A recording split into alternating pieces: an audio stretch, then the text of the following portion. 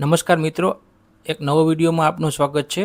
આજે આપણે વાત કરશું કે ધોરણ 10 અને ધોરણ 12 જો કોઈ વિદ્યાર્થીની માર્કશીટ કોઈ કારણસર ખોવાઈ જાય તો ડુપ્લિકેટ માર્કશીટ આપણે ગાંધીનગરથી ઓનલાઈન કઈ રીતના મંગાવવી તે વિશેની આપણે આજે સંપૂર્ણ માહિતી મેળવવાના છીએ। તો મિત્રો, આ વિડીયોમાં તમે છેલ્લે સુધી બન્યા રહેજો જેથી તમને સંપૂર્ણ માહિતી મળી શકે।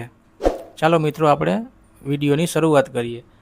સૌથી પહેલાં આપણે ગૂગલ ઓપન કરશું અને એમાં વેબસાઇટ લખશું GSEB.org।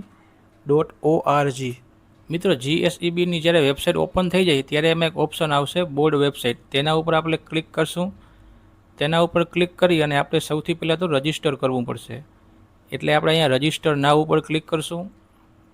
પછી તેમાં તમારે તમારી માહિતી ભરવાની છે। સૌથી પહેલાં સરનેમ છે, નામ છે, ફાધર નેમ છે, મેલ છે, ફિમેલ છે, જન્મ તારીખ, સ્ટેટ, ડિસ્ટ્રિક્ટ, તાલુકા, ગામ, એડ્રેસ, પિનકોડ, પછી મોબાઈલ નંબર, ઈમેલ એડ્રેસ અને પાસવર્ડ એ તમે બનાવી લેશો। એટલે મિત્રો, પછી તમારે રજિસ્ટર કરી અને પછી અહીંયા લોગિન ઉપર ક્લિક કરવાનું છે। લોગિન ઉપર ક્લિક કરશો એટલે તમારે પછી અહીં આઈડી અને પાસવર્ડ નાખી અને લોગિન કરવાનું છે। મિત્રો, લોગિન કરશો એટલે અહીંયા તમને એક લિસ્ટ બતાવશે કે તમારે શું ઓનલાઈન મંગાવવાનું છે।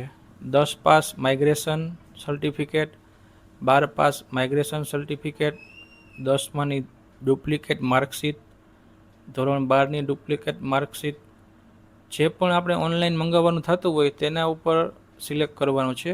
દાખલા તરીકે હું 10મા ધોરણની ડુપ્લિકેટ માર્કશીટ અત્યારે મંગાવી રહ્યો છું, તો તેના ઉપર ક્લિક કરવાનું અને સબમિટ આપવાનું છે। મિત્રો, સબમિટ આપશો એટલે તમારે અહીંયા જે પણ સૂચના આવે તેનું ચોક્કસપણે પાલન કરવાનું છે। સૌથી પહેલાં એ આપણે બધી સૂચના એક વખત શાંતિથી વાંચી લેવાની છે।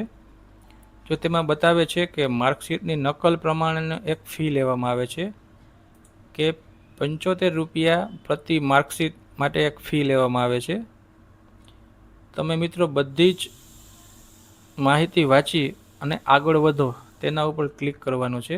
ક્લિક કરશો એટલે અહીંયા ઉપર એક ઓપ્શન આવે છે કે અત્યારે જ અરજી કરો, તેના ઉપર તમારે ક્લિક કરવાનું છે। હવે મિત્રો, આપણે જેની માર્કશીટ મંગાવી હોય તેનું અહીં સરનેમ લખવાનું છે, પછી નામ લખવાનું છે, પછી ફાધરનું નામ લખવાનું છે।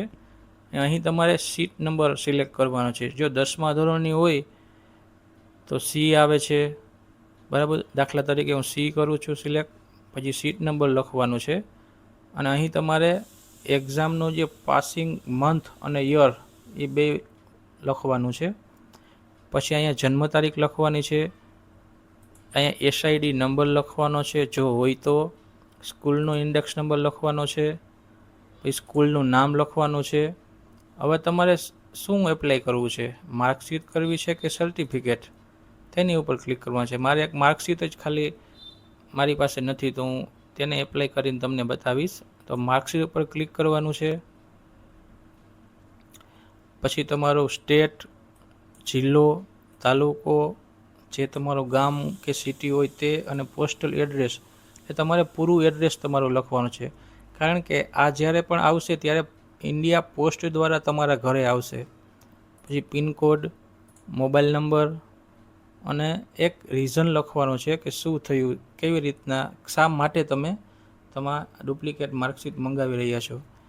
પછી મિત્રો, તમે ડિક્લેરેશન ઉપર ક્લિક કરી અને નેક્સ્ટ બટન ઉપર ક્લિક કરશો એટલે મિત્રો તમારે એક પેમેન્ટનું ઓપ્શન આવશે, તેના ઉપર ક્લિક કરી અને પેમેન્ટ કરશો એટલે તમારું મિત્રો 8 થી 10 દિવસની અંદર તમારા ઘરે પોસ્ટ દ્વારા તમારી ડુપ્લિકેટ માર્કશીટ મોકલી દેવામાં આવશે। તો મિત્રો, જે પણ મિત્રોને કોઈ કારણસર કોઈ પણ ડુપ્લિકેટ માર્કશીટ જોતી હોય તો તમે આ રીતે તે મંગાવી શકો છો। આભાર મિત્રો।